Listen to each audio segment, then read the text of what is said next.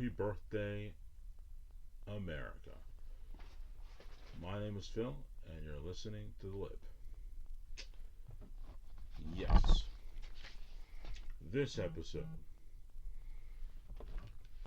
is going to be released on July 4th, 2026, which just so happens to be a Saturday, the day that all of my episodes always come out.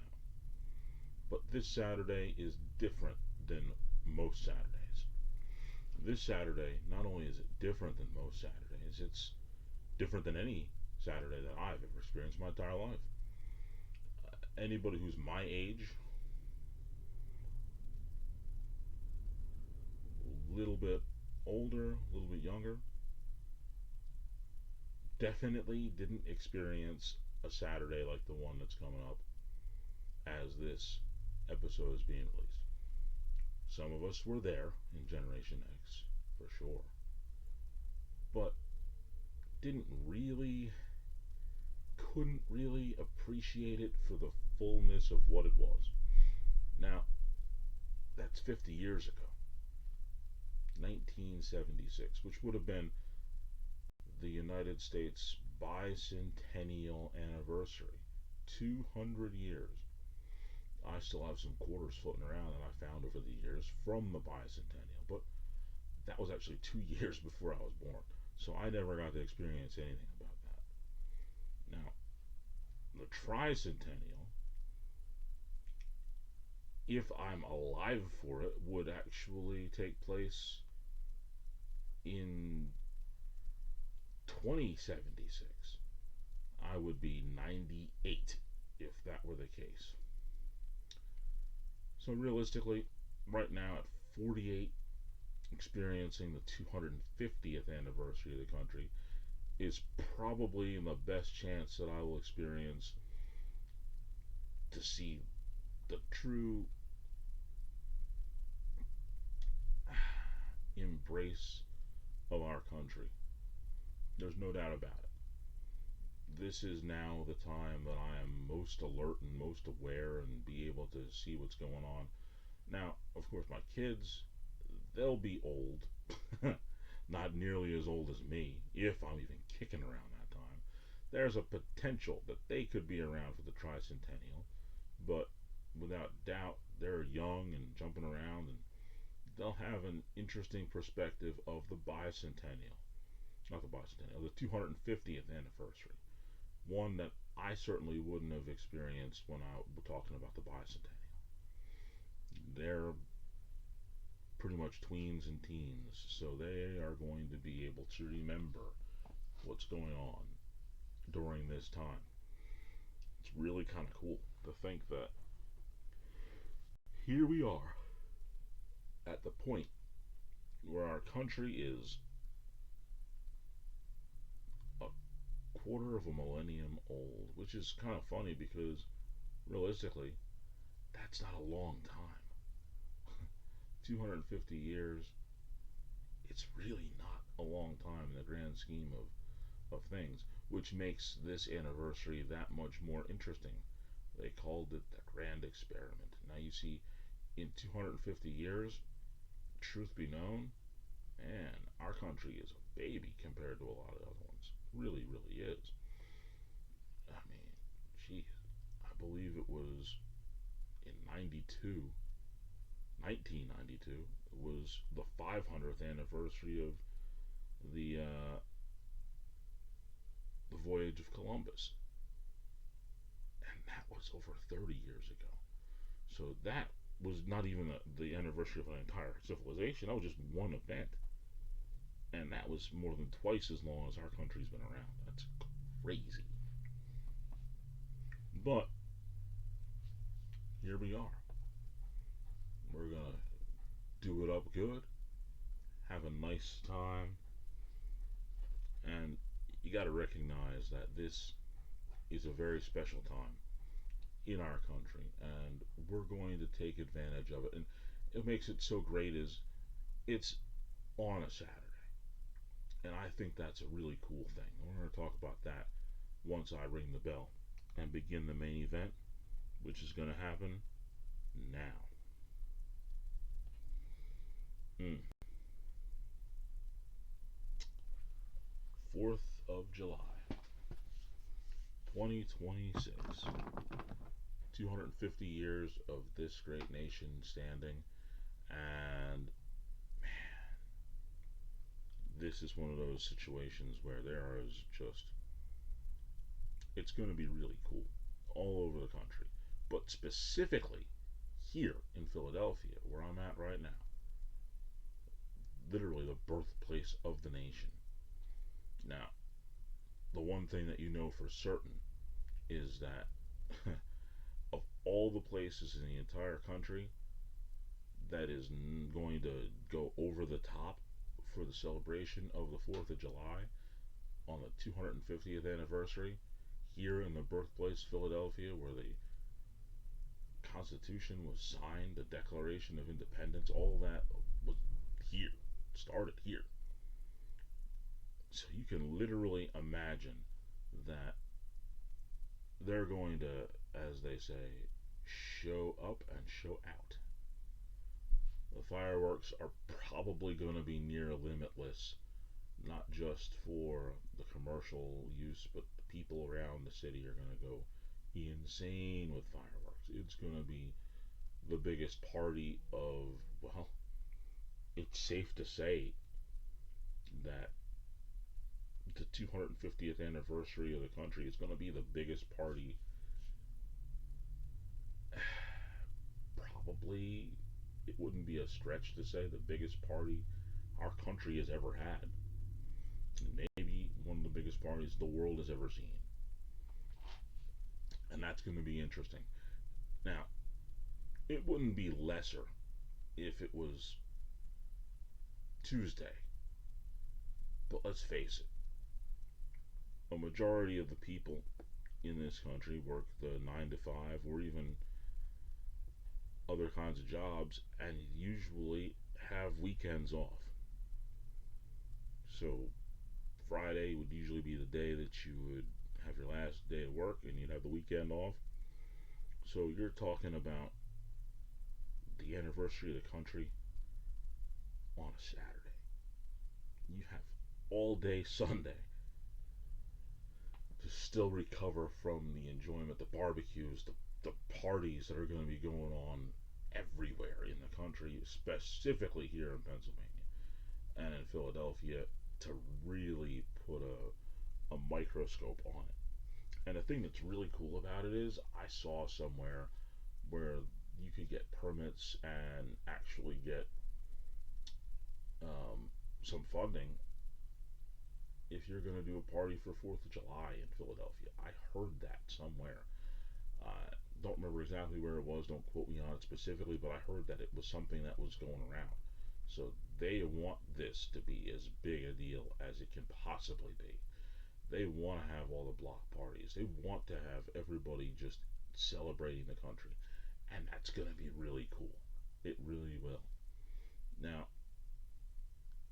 certainly, this is a holiday that is in the summer and pretty much represented by barbecues, cookouts all over the country on this day. And the fact that it's, again, on a Saturday, man, I can't imagine how many people are going to be brining things and marinating stuff on Friday night, and they're going to start the smokers and get the grills all prepared to cook on Saturday in the morning, and probably not make sure that those grills, they're not going to go off until, my theory, sometime very late on Sunday.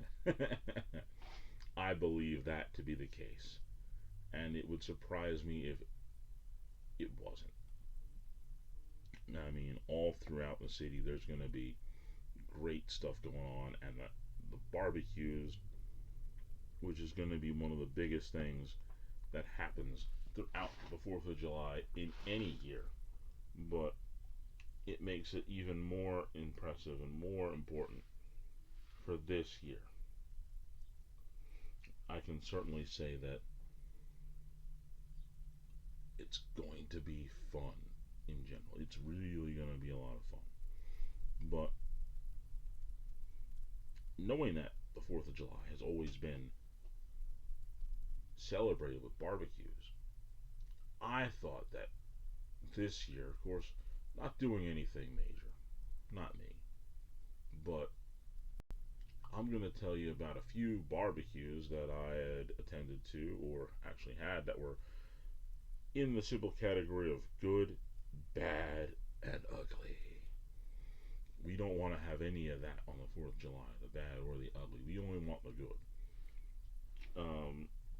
And truthfully, that's what we're looking for and that's what we're hoping for. Only the good. And I'm hoping for sure that when it comes right down to it, excuse me for a second,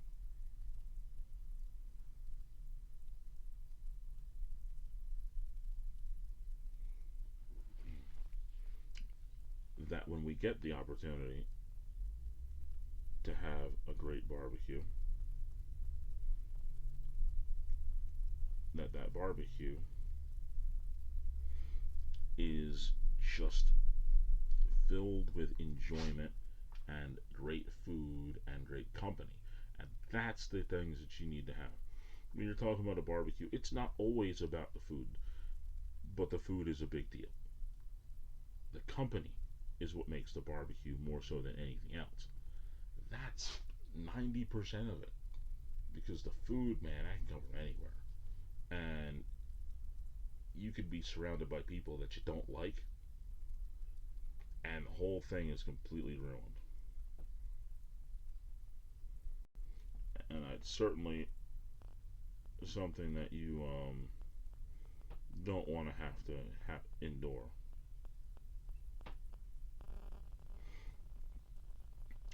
I can definitely tell you that it'd be some kind of nightmare if you had to experience all kinds of things that were potentially horrible on the 4th of July. And one of the biggest things that could make it that way is a bad barbecue. Now, good barbecue. There's been some that we've set up and done just what I said earlier. Get the food marinated the day before. I had this one specific incident I believe I spoke on several times before. Been to a bunch of barbecues at the church, Mount Zion Baptist Church in Barnegat. Saw the reaction of the people who were eating the chicken that was being made for years. Of course, I've thrown chicken on the grill and it's come out, okay. But I didn't know what was different about what I was doing with it and what a specific individual was doing. A man by the name of Deacon Terrence Worthy, who unfortunately has passed away about 8 years ago now. I didn't know what he was doing. One day, in the middle of getting ready for a barbecue, I picked up the phone, I called him. I said, "Hey, Deacon, what do you do with the chicken? What is that thing that makes the chicken go from just chicken to where people can't get enough of the chicken? What is it that you do? What is it?" And he told me very specifically what it was. The element to what I will forever call Deacon chicken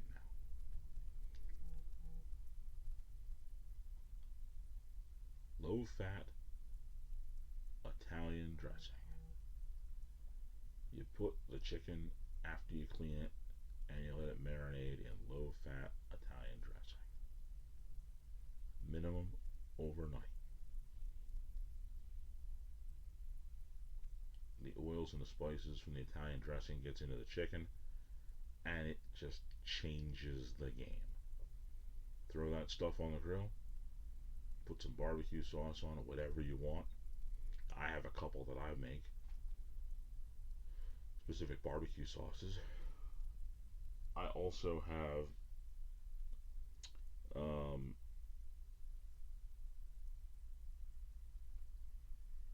some timing that I like to use on the grill when I'm making the chicken like that. But it went from being okay to being whoa by doing that one simple thing.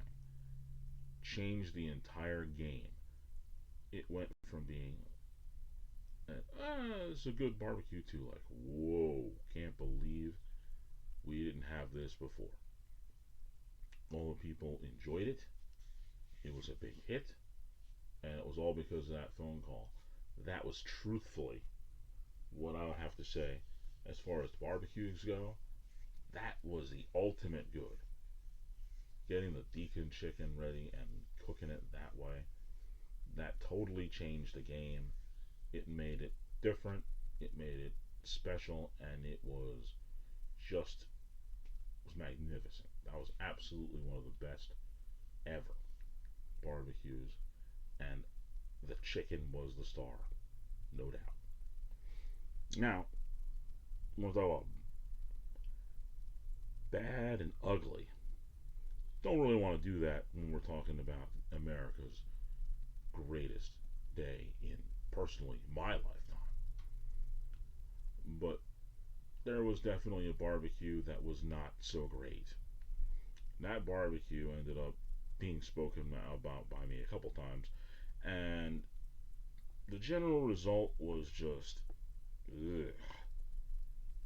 It was both bad and ugly, and the meter would be between bad and ugly. It was really close to that ugly, about to snap off over there. It was horrible.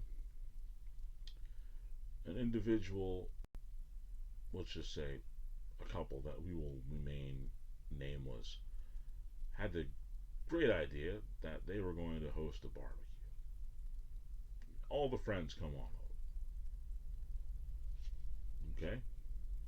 It's a good idea. Let's go over there, have a barbecue, enjoy ourselves. Nice afternoon. Weather was good. They said, unlike some of the bad barbecues I've been to, where the host would say, "Hey, we're gonna have the drinks. We're gonna have some hot dogs and some hamburgers. Anything else you want, just bring it, and we'll add it. If you something you want to cook on the grill, throw it on." It's not the best, but it's not the worst either, because you can get some pretty cool side dishes. People will bring some other food that they want to throw on the grill that would make it really good, and everybody wins.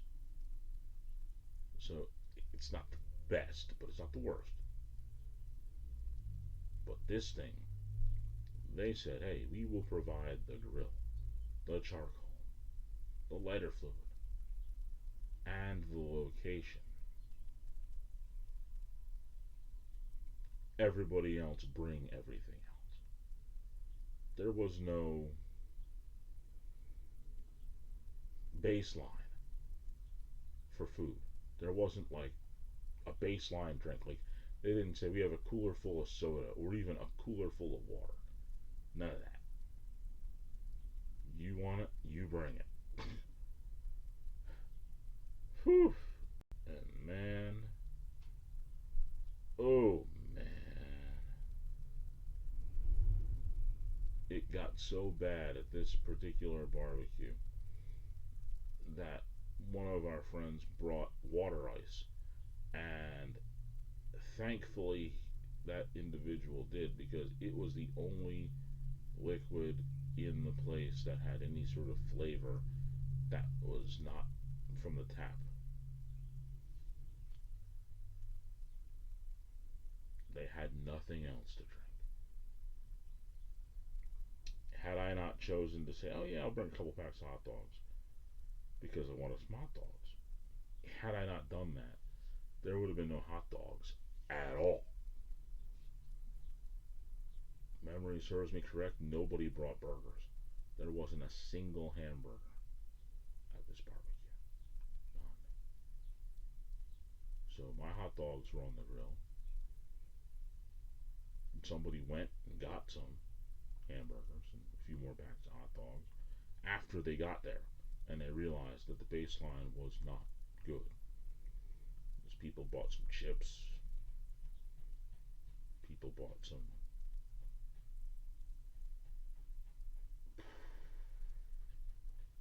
salads, but there was no baseline real food. Got so bad that one of the people actually ordered two pizzas. Yeah, that was ugly. I don't think I actually ever brought up the fact that that person did that because it was horrible. It was literally the worst barbecue I had ever been to in my entire life. Ever. Ever, ever. And I'm so glad that that has been past me by almost 15 years. I'm glad that's been that long. The more separation that I can get between that day and whatever day I'm currently existing in, the better. That was totally ugly. Now, we're going to move away from the barbecue portion. We're going to go to the next most interesting and exciting part of the 4th of July, which is the fireworks. Now, when I was a kid living in New Jersey, Barnegat specifically, off of the Barnegat Bay around Pebble Beach, usually there was a fireworks display that the city of Barnegat would host.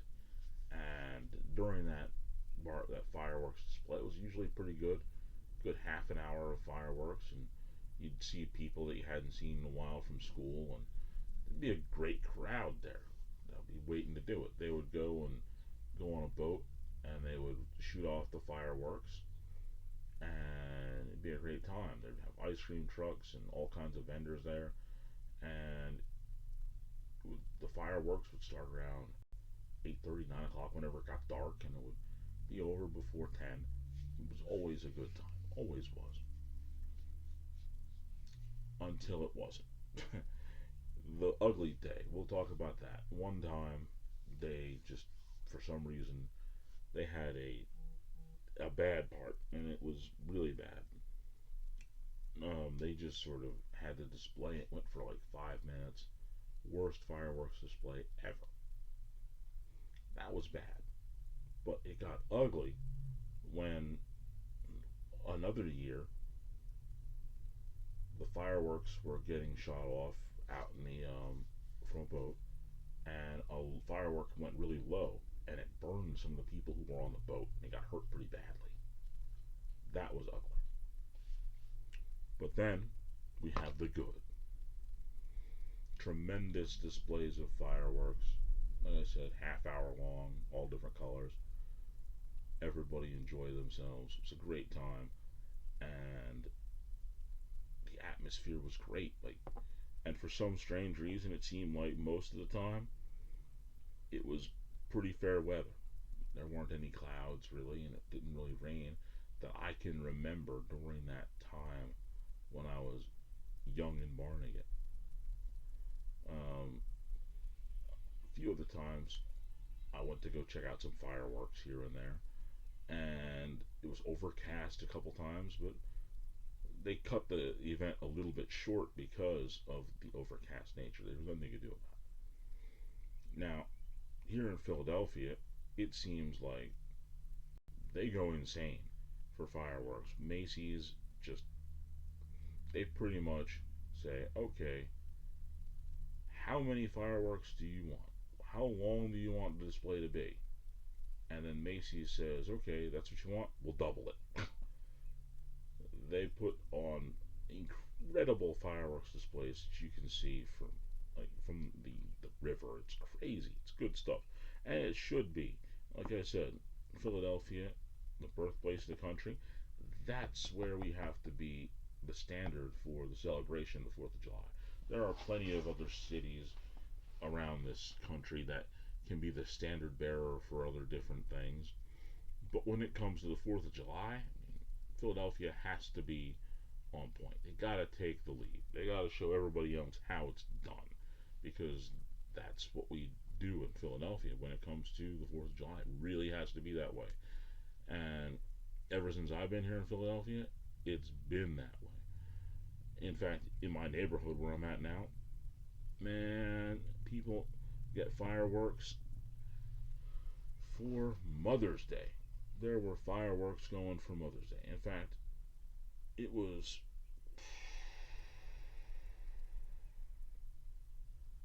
it the night before Father's Day? Yeah, it was the night before Father's Day. There was actually somebody who was firing off some fireworks, some pretty good display too, and probably a good 10 minutes worth of fireworks. My whole thing is, in theory, that they were probably getting themselves ready, trying to see exactly where they're going to launch them from and see how good the fireworks were that they had. I think it was a test for the upcoming 4th of July as this show is going to air. Um, I can't even begin to tell you how cool the displays are probably going to be just around here. Because over the years, since I've been here, there have been displays near and around my house that I can just walk out of my porch and I can just watch them. And I'm really, really, really excited about that concept coming to fruition again this year. I can't wait for it. I'm excited about it because I'm pretty sure it's going to be a lot of fun to watch. And I'm positive that there's going to be a lot of fireworks going off, and it's going to be fun. It really will. I'm going to sit out there and probably have a Dr. Pepper and maybe even, I don't know, an American Dew. Considering the fact that, well, as you're listening to this recording, I have taken the month of June to really dial in. And I haven't drank any soda. I haven't um, eaten any bad stuff. So realistically, this is kind of a cheat here, but I've not been having pizza. I mean, I had 4 slices of pizza in the month of June, which is essentially a slice of pizza a week. But the 4 slices of pizza I ate were in twos. So I ate two one day, two another day. And I've been on point ever since. Drank one soda, and now this is going to be two. But of course, I had to get this. I had to have some American Dew. I've been looking for this entire time because I knew it was coming out, and here it is, American Dew.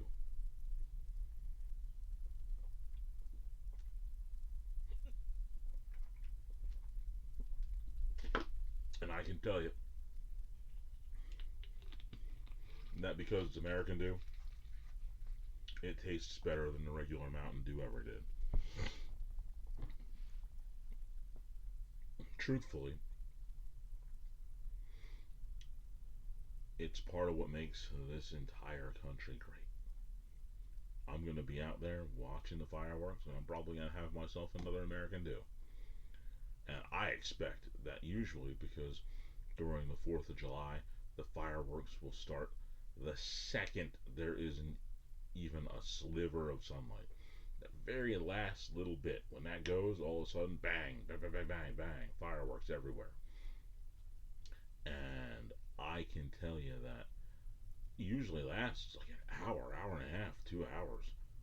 And it just goes, goes, and goes. Seems like it's endless. It really, really does. And they'll shoot them off all year long when it comes to particular holidays. Like I said, I mean, this year, Mother's Day there was some, Father's Day there was some. There's usually some during Memorial Day, and probably catch some during Labor Day. And we definitely had some on New Year's. Definitely. I believe the last 3 or 4 years, there were fireworks on New Year's Day, New Year's Eve rather. Well, technically New Year's Day because it went to midnight, so they were firing them off then as well. So it's safe to say that we're gonna get some fireworks this year, and they're gonna be bananas. I'm sure of it. It's gonna be wild. Saturday night, 4th of July. Yeah, I can't imagine that there's gonna be a single sparkler or firework left in any shelf. I've seen a few of them lately, but I'm gonna assume pretty safely that as I'm recording right now, people are getting U-Haul trucks and filling them up with fireworks because they're not going to leave a single one on the shelf for this year. I'm convinced of it. 100% convinced. Because the people who are alive right now, with the exception of the potato, the youngest kid that I know at the moment, she just turned 1. And realistically, she'll be middle aged when the tricentennial comes up. Because that's going to be 50 years. So she'll be middle aged. She'll be like my age when the tricentennial comes up. It's crazy to think about that. She'll get to enjoy that, but she'll be able to say that, yeah, I was here for the 250th, and then I'm going to really actually enjoy the 300th.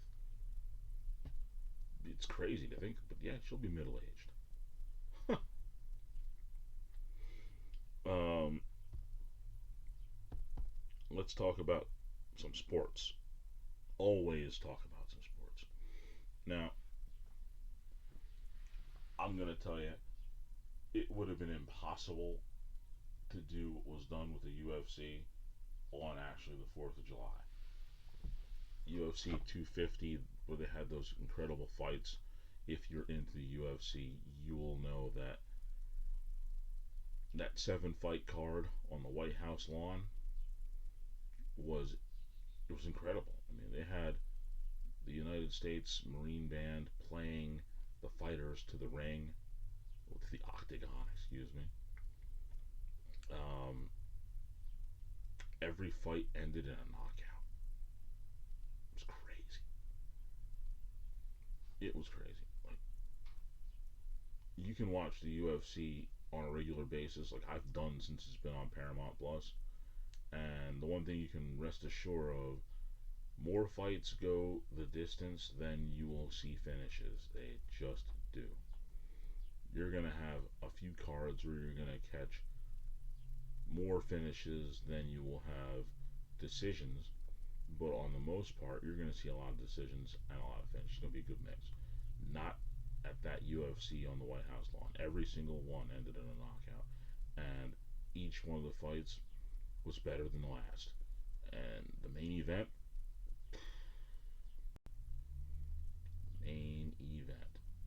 I'm just going to say what I've been told and from what I saw with my own 2 eyes. The fight ended because one of the fighters couldn't answer the bell for the 5th round. He was just too beat up. He couldn't go. Both of his eyes were swollen shut pretty much. And at the end of the 4th round, he took a knee that went directly to his rib cage, and you could see that if there was 15, 20 seconds left in that round, he would have probably been stopped. The referee would have waved it off because I'm pretty sure he broke one or multiple ribs with that knee. It's incredible. And he just couldn't answer the bell.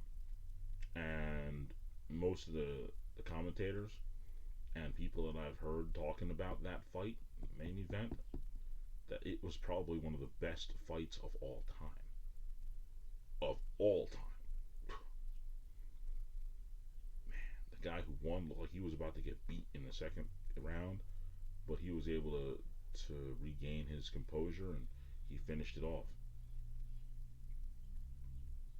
It was an incredible fight. Justin Gaethje, man, won that championship.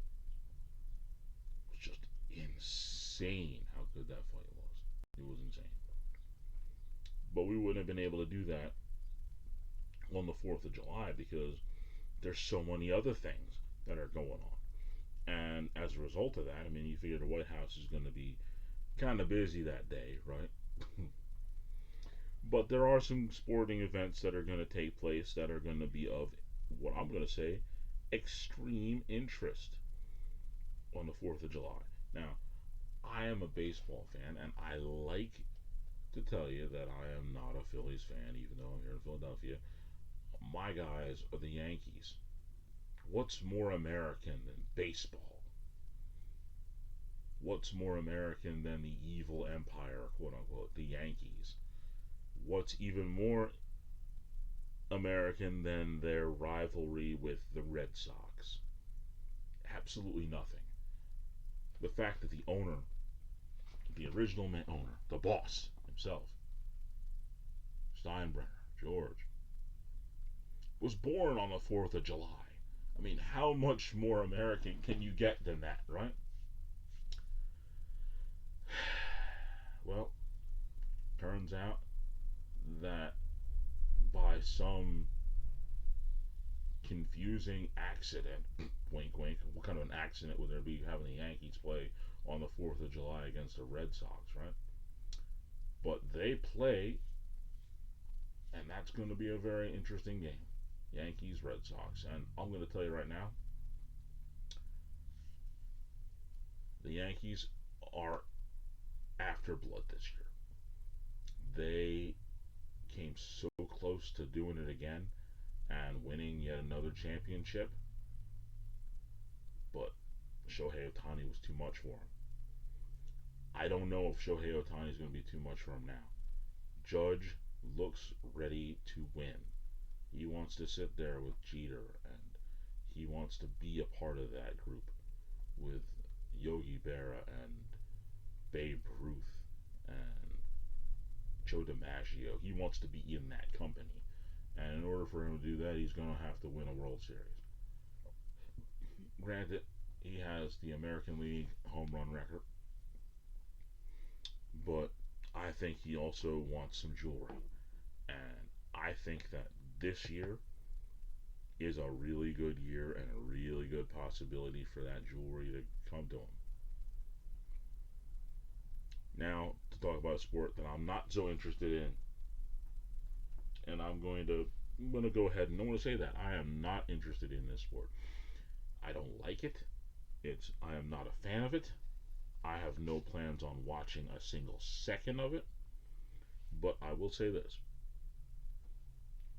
There is a scenario that might actually make me want to watch it. One game at least. And of course, that is a game that will be played in Philadelphia. And it's a potential for the United States of America to play in that game on the 4th of July. Again, I mean, it's soccer. Like I said, I am not a fan at all. But the fact that our country will be having representatives on the biggest stage in their sport, on the biggest holiday and birthday of our country, I can't turn away from that. I can't. There's no way I could. Now, there is a scenario where they could play on that day. There is. Now, I'm not going to pull any punches when it comes to this. I will say for sure that I took about 45 minutes to an hour to sort of study a little bit of the World Cup scenarios, which I said I have no interest in it because I'm not a soccer fan at all. I'm just not. And I personally don't like the game for the reason that some people would say, oh, you don't like it because it's blah, blah, blah, blah. Well, I generally don't talk about things that I don't like unless I've actually done those things. Like, I'll say all the time about how I feel about certain jobs, about the difficulty or ease of that job based on the fact that I actually performed that job. Now, as far as sports go, I tell you all the time that wrestling's the hardest thing you'll ever do in your life, and that's because I was a wrestler. Do I have that as my baseline? Absolutely. Did I play football? Yes. Did I do track? Yes. Did I play soccer? Yes. And there's no question that the hardest thing I ever did in my life was wrestling. And there's also no question that I felt the biggest waste of my time was playing soccer. That's my opinion. I didn't like it. Played for like 3 years, so it's not like I just played 1 year. No, no, no. I played one season, then I played another season, then I even played on a little bit of a tournament team. So really, it was like 3 or 4 seasons that I played, and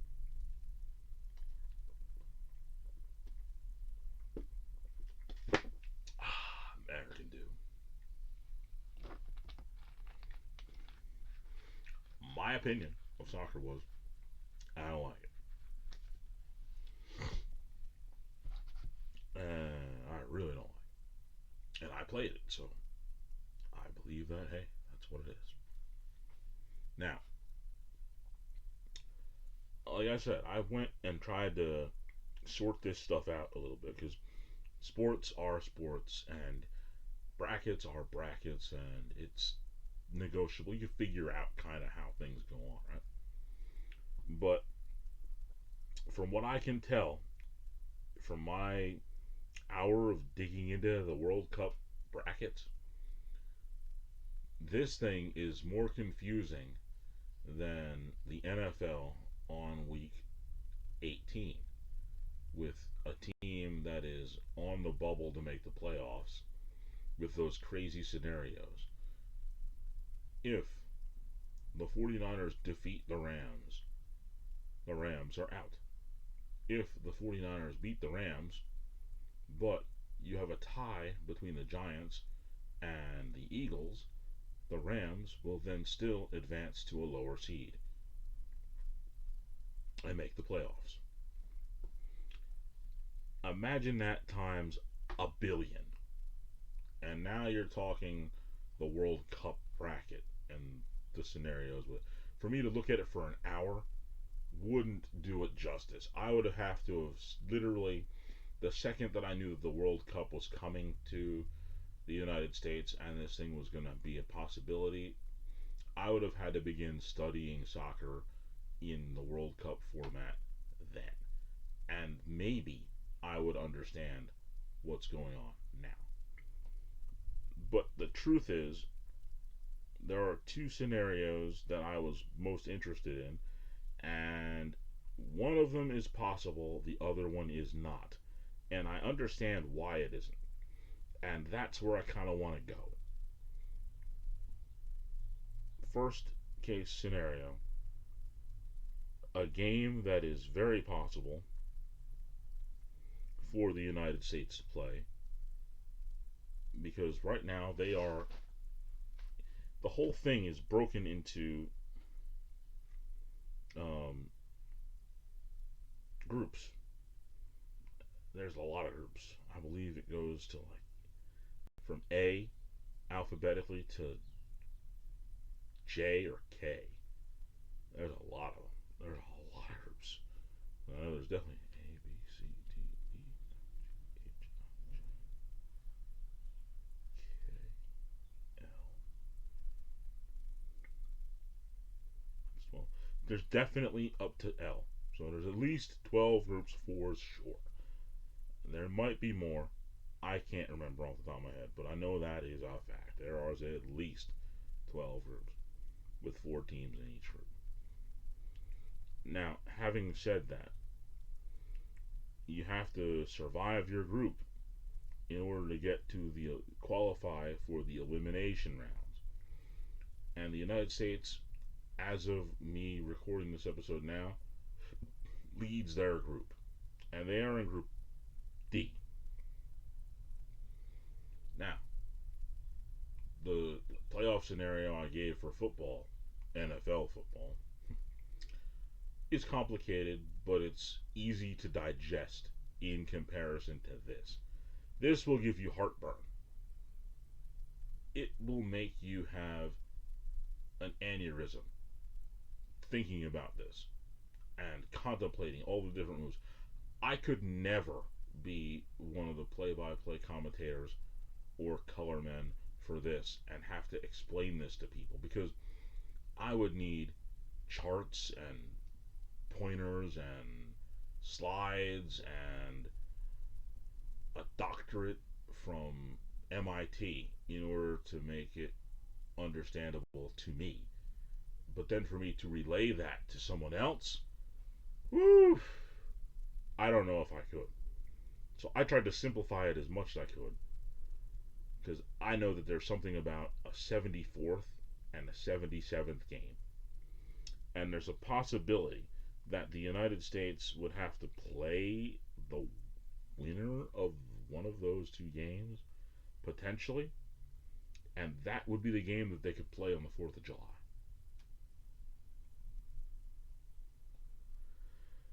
Just follow me. Imagine two teams are playing each other, because their scenario is that the third place team in each group has a possibility of getting into the knockout round. Four places are all gone. The third place teams get a chance to go. Right now, the United States is leading their group. They are on top. No worries, they've already qualified for the next round. But their opponent is what gets super, ultra, crazily complicated.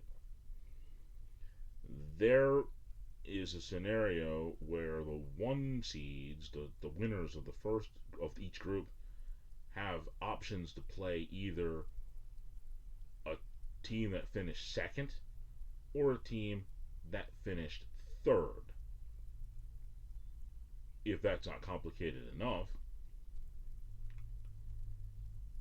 depending on what group you were in and where you are as far as your placement in the top order of the group, will determine the level of the third place team that you play.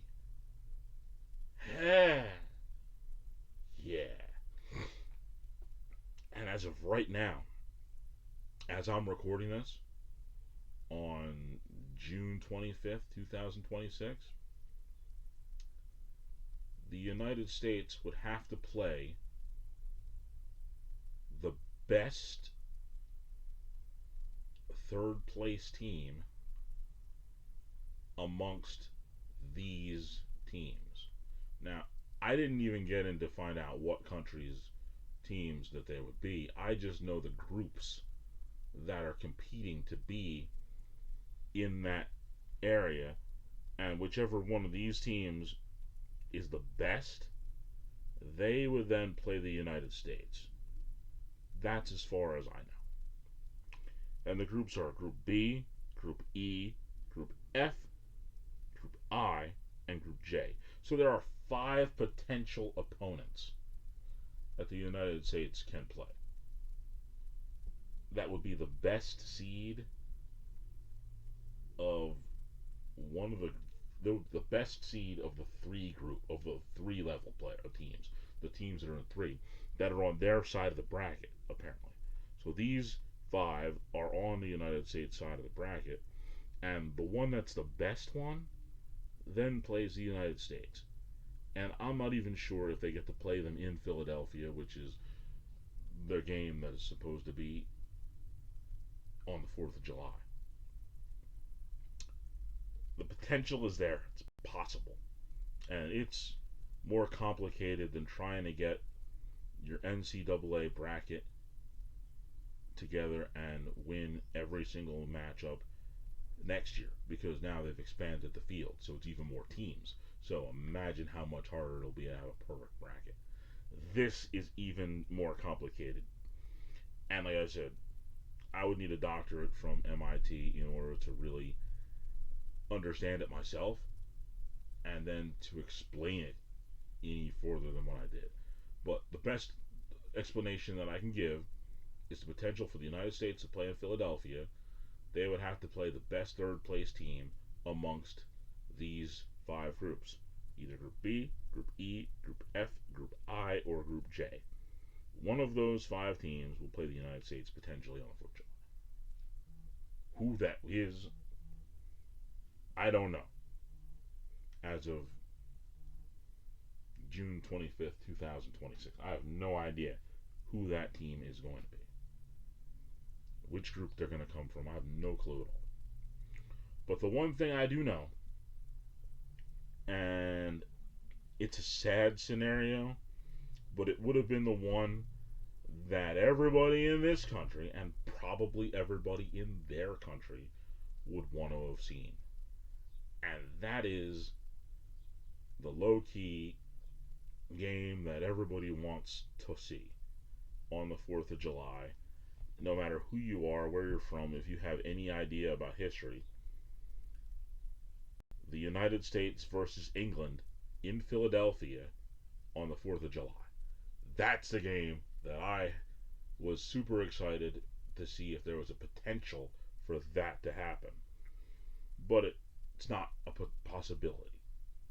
For a multitude of reasons, that of course my MIT degree in soccer, FIFA style, would have to explain. And again, to give you a short version of it, from my understanding, the United States again is in first in Group D. England, however, is in Group L, which is not compatible to play with Group D right now, and they are also in first place. Meaning that the only possibility that England could have played the United States in the scenario that we have right now on the 4th of July would have been if England was in Group B, E, F, I, or J and was only a third place team and ended up being the best of the third place teams amongst those 5 groups. Yeah, it's giving me a headache talking about it. But the scenario of United States versus England on the 4th of July in soccer can't happen because of those 2 reasons. Number 1, they're a first place team. And number 2, because they're in Group L and not in Group B, E, F, I, or J, and in third place. Now, of course, the other scenario would be if the United States was in another group, but we're not even going to get to that complication. Like I said, I'm getting a headache just talking about it. And I think that the scenario is going to be fun. And I think that if there is a potential United States England battle, it may take place deeper into the tournament. And that's not a bad thing, but it's just not what I would consider, or any of the people would consider, the optimum thing. The optimum thing would be the United States playing England in Philadelphia on the 4th of July. That would be optimum. But we're not going to get that. It's just not possible through the structure of the tournament. My goodness. That was a very long explanation. Whew, boy. I do have one last thing that I want to talk about in the main event, and that is because we are here in the 250th anniversary. It turns out that there's going to be a time capsule that's going to be buried in Philadelphia, I believe, around Independence Mall. And this time capsule is going to not be opened until the year 2276. Very significant year. First of all, everybody who's on the planet right now will have been dead 2 times over, because it's 250 years from now. So everybody, like I said, we will completely recycle the planet probably 3 times before they open this capsule. Easily. 3 times. We'll recycle. Boom, boom, boom. Everybody who's on the planet, will recycle at least 3 times. Minimum, you figure. In 250 years, mm, safe. Every baby born on the 4th of July, that exact day, they would have 250 years before they opened it. Let's say even that kid that's born on the 4th of July, 2026, let's say they live until the 4th of July, exactly the 4th of July in 21, 26. Kid's 100 years old.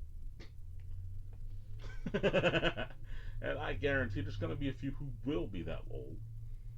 But then there's going to be another generation after that, and probably another one after that. So it's safe to say that the whole Earth will probably recycle about 3 times, like I said.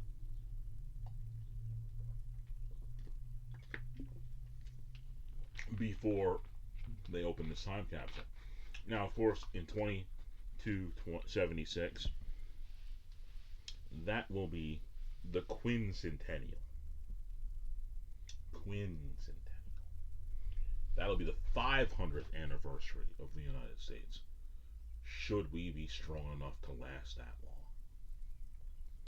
long? And they're going to have some contributions, and they're going to put all this stuff inside there. One of the things that I found is that Governor Josh Shapiro himself is going to write a letter to the people 250 years from now. Inside that time capsule, it's going to be in there. And they're going to build in a long-term succession plan, because we're talking 250 years. Like I said, we're going to recycle at least 3 times. So there's going to be people who are not born who will then inherit the information to know where this time capsule is. And they have to just continue to know that, hey, there's going to be people, a lot of them, through their entire lifetime, who A, don't even know about the time capsule, and B, will be long dead before it gets opened. And now, I know I'm thinking, because you got to be real careful with the information, because boy, I can put stuff on my couch and I can't find it after I just put it there in like 10 minutes. So they got to be real careful. If you're talking about something you're going to try to bury for 250 years and hope that people remember where it is. They're going to also put a capstone around it so that people will know, yeah, we got to keep this here, and we're going to dig this up well after we're gone. I think it'll be interesting to think that 250 years from now, if anything else, that there will be people who will be looking at some of this stuff. One of the things that they're putting in there is an iPhone 17. My theory is when they start blinking and they surf whatever internet that is going to be on, because it's going to be directly into their brain versus needing to use a phone, they're going to laugh at our primitiveness as they get into their Jetson style spaceship car and go to the next location, because they're probably going to be living in Philadelphia the Cloud district, because there's going to be houses up there. Who knows? Who knows what we're going to see 250 years from now? Like, you figure the founding fathers couldn't begin to fathom what we're looking at 250 years from then. So, my goodness, what are they going to be doing 250 years from now? Who knows? But it would be pretty cool to find out. I think I've done my best on this episode, and I'm going to ring the bell and move on to the next thing. Alright, here we go. What do we have? This is going to be coming out on the 4th of July, 2026, and this is the spear of the week. I mean, come on now. There's been plenty of times when I just couldn't think anything or anyone did anything stupid enough for me to want to spear them. But let's face it, the day that this is released is the nation's 250th birthday. I can't imagine that there's any reason to spear anybody. Just let freedom ring. No spear of the week this week. Now, as far as three things that are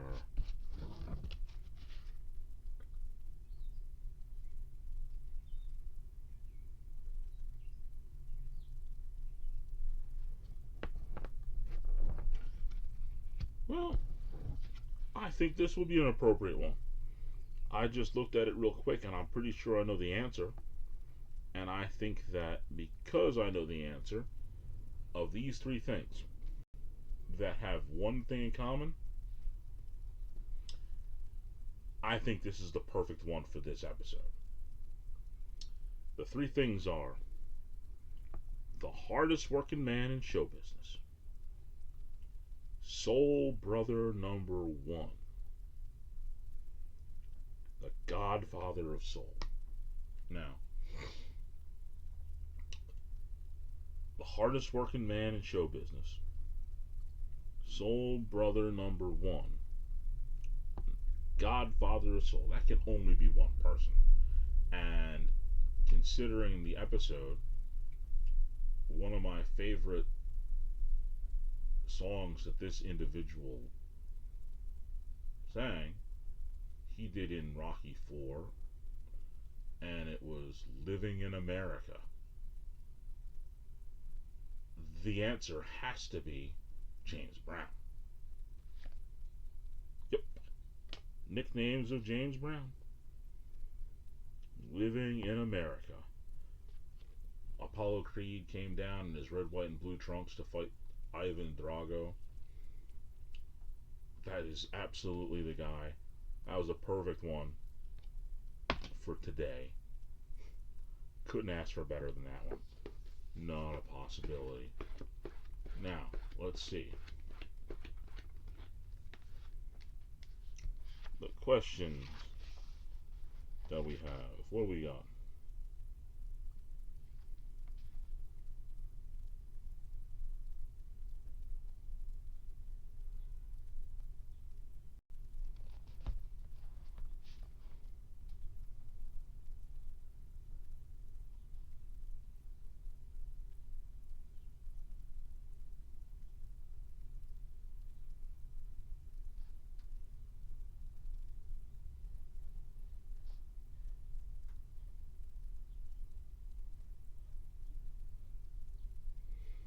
Well, this one doesn't necessarily apply to the show, but the fact that I found this question and I've gone over this in excess, and I figure rather do it now because I found it. Might as well go into it. And I think it would be a good one to do. The question is, have you ever had surgery? And if so, what for? Well, I have had well, depending on how you want to put it, procedures or surgeries in total where they sedated me and had to do a procedure of some type. The answer would be 7. But full on surgeries themselves, the answer is 4. Now, the procedures were a couple of colonoscopies and a lung biopsy. But the surgeries were to repair a ligament in my right ankle and remove a piece of broken bone. 2 arthroscopies, which are arthroscopic surgery to not repair but to smooth out cartilage in my left knee. And the most recent one that I constantly complain about to you people all the time now, my ruptured bicep repair, torn bicep repair. And that is that. Those are my surgeries. Hopefully, I won't need any anytime soon. Although, I am kind of wondering about the hip and the back, but we'll take that in stride as it comes, right? Yeah. Okay. Now we're at the end. And what I've got for you is what I always do. Join us. Join us. There is always room for one more member on the LIP Facebook group. Join us. Also, you can check me out on Instagram at Philip Henderson 5102. Check out the stuff that's there. And most importantly, right here on YouTube channel at Phil the Lip. Like, subscribe. That's where all these shows are at. That's where all my other little content is. Become a part. And now it's time for the words of wisdom.